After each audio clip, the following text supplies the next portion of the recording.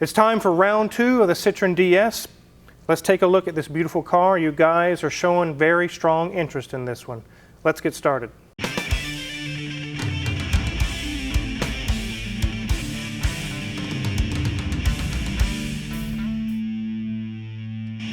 If you haven't already watched the previous video on my Citroën DS19, there is a link in the description below.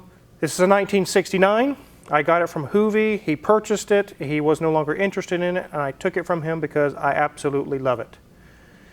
In the previous video, I mentioned it's going to be a 2-part series to show you guys some of the quirks and features of this car before we dive in and start taking things apart. I've been getting several emails from people with owner's manuals, repair manuals, shop manuals, things of that nature. I really do appreciate all you guys' help. But there is one person who has emailed me who has become kind of a Citroën buddy, I guess you could call him. His name is Rob Murdoch. He is very well known in the Citroën community. He has personally, single-handedly restored or rebuilt over 50 of these Citroëns. He knows them like the back of his hand. And here's a few pictures I'll show you guys what he's been sending me. He's been really helping me out a lot. I'll let you guys take a look. You can see through the pictures there's some of the spheres, there's the cylinders, there's various other parts. He has a lot of these parts on hand. He's willing to ship them to me or order some of the parts. He's very excited about helping to get this thing totally sorted out. He loves these cars so much, he definitely wants to see this one back on the road. He likes to see all of them back on the road. He gets really sad if you talk about it going to the junkyard. He gets really, really sad about that because there really, really are iconic cars. So here we are at part 2. We're going to show you guys some of the features like how you change a wheel out or tire, how it can jack itself up. There's none of this idea that you get a jack stand or jacks and things and you're under there pumping and jacking it up. That's not the way it works on these cars. It's really interesting.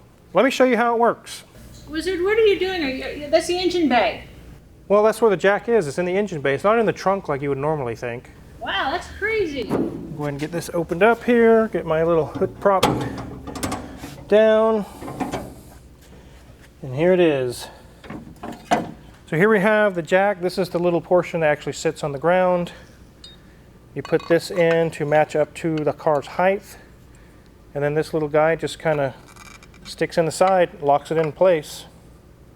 You notice there's no jacking, there's no hydraulic point, there's no screw jack, there's nothing going on like that because the car itself does the jacking for you. Not this. This is just a jack stand. That's all it is. That's all you get is a jack stand. So let's go ahead and get this thing up in the air to the maximum height, and I'll go ahead and attach this.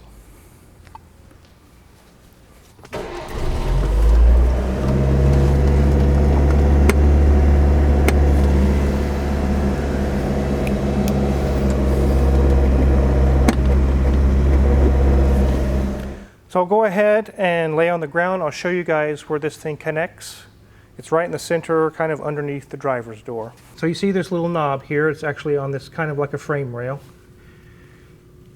Go ahead and put the jack on there like that.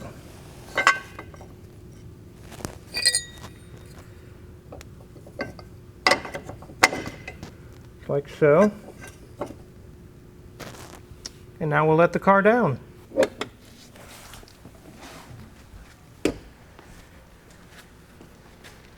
Look at that, guys. The wheel actually went up into the body. Ta-da! Now there's one more cool trick I'm going to do that's going to really flip you guys' lid that are not familiar with these cars. So you say, okay, the wheel went up inside the body. How the heck am I going to get it off now? Now it's stuck in there. No, it's not. There's one bolt right here on either side of the car. That's all that holds on this rear fender. I've got it already loose. Take the bolt out. Slide it backwards. And there we go. So I know right now some of you guys who know nothing about these cars, your mind just went, you're like, what? What did I just see? That is the story of the Citroën DS. It is so cool, guys. So what is holding on the fender? How does it even stay on with one bolt? It has these pegs here that the fender slides onto. And then back here is where our bolt goes in and fastens it and secures it. And that's it. So we've got the car jacked up properly, we've got the fender off, and it actually lifts the wheel for you. So all you have to do is undo the lug bolts or nuts, and those themselves are really strange. Let me take those off, guys. Those are really weird looking.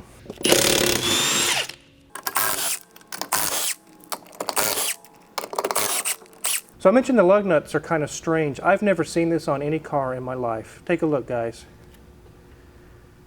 They look like little cowboy hats. And that fits, this bevel fits into the wheel. I'll show you. See right here?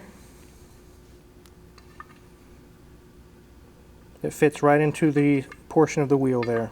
So this is why I definitely said this is a two-part video, because the more and more you work on this car, it just gets weirder and weirder and weirder. It doesn't stop. It never stops with the weird.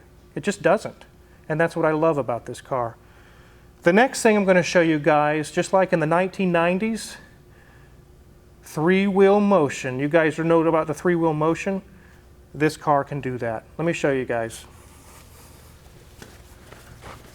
So I'm going to put this thing at its highest level to get the jack out from underneath it. And most of you are saying, no, Wizard, you can't do that. It's going to fall back there. No, it won't. The Citroën came this way. It's designed where you've got a flat tire, you're in the middle of nowhere. You say, you know what? I'm just going to throw the whole wheel in the trunk and just drive home with three wheels. Let that sink in for a minute. I'll just drive home with three wheels. Three-wheel motion. All right, let me get it started.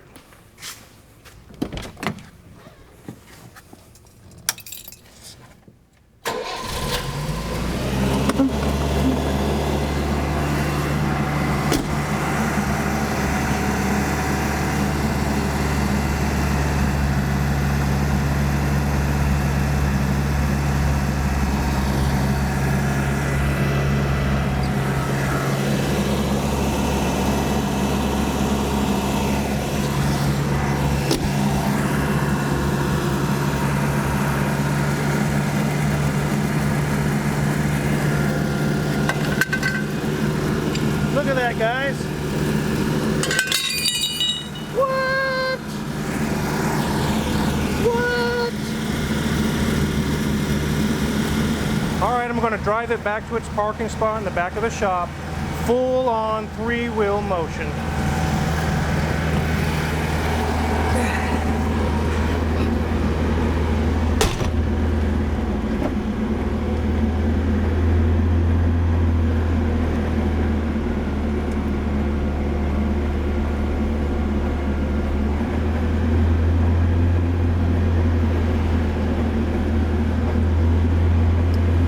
So I know what you guys are thinking. Again, you're asking yourself, what did I just see here? What in the world is really going on here? That is the story of this car. I'm going to go ahead and put the jack back on it and put the wheel back on. This is really cool, guys.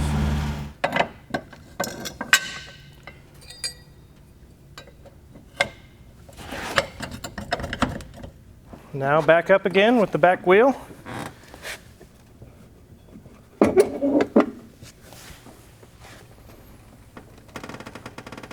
It's like hydraulics, guys. It is. This basically is hydraulics. Let me go grab the wheel real quick.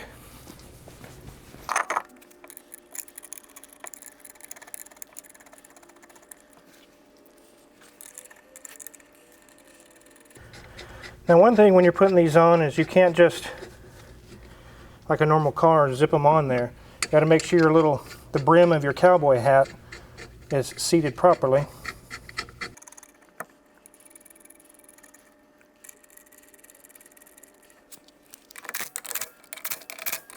So on this car, the rear is definitely independent rear suspension. Each wheel is completely separate of the other. It's actually made it kind of tough to get it on because the suspension is in its full relaxed position. So it kind of wants to move a little bit on you. So I'll go ahead, I've got that torqued down enough to put the weight back onto that wheel. I'll torque it properly later off camera. Let's go ahead and get this thing back on its wheels.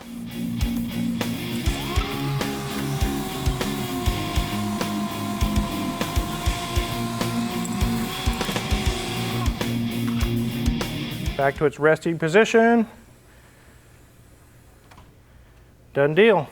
In the last video, a couple things we forgot to mention is like the rear section of the car. These are turn signals up here, they're not brake lights. The brake lights are down here. That makes the turn signals easier to see. It's kind of like, hey, we're turning. But the trunk, or the boot I should say, because there's no axle, there's nothing going on back here, the engine, everything is up there, it's very large. Let me show you guys.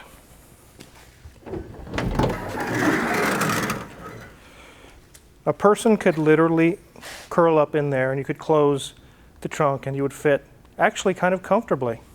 Really? Would you like to try it, dear? No, I think that you might leave me in there all day. No, no. You could jack yourself out of this, can't you? No. There's a few spare parts in there you can see, but it is a very large trunk. So I definitely wanted to show you guys how cool the rest of this car is. I'll carefully set this back down. But now I've shown you all the weird quirks and features. The next step is going to be diving in and pulling leaking parts and things like that off. And my buddy Rob Murdoch says if I want to call him, he's literally a walking encyclopedia. I know some of you guys, your mind is blown right now. You're like, what did I just see? That's definitely what I wanted to do. That was the goal here on this video. It is such a cool car. If you're curious what kind of tools we're going to use to work on this, because we're definitely going to be doing a lot of work, check my Amazon affiliates link in the description below. We get a small cut and we really appreciate it. Make sure to hit the subscribe button because there's going to be many more Citroën videos and other videos to come. Thanks for watching.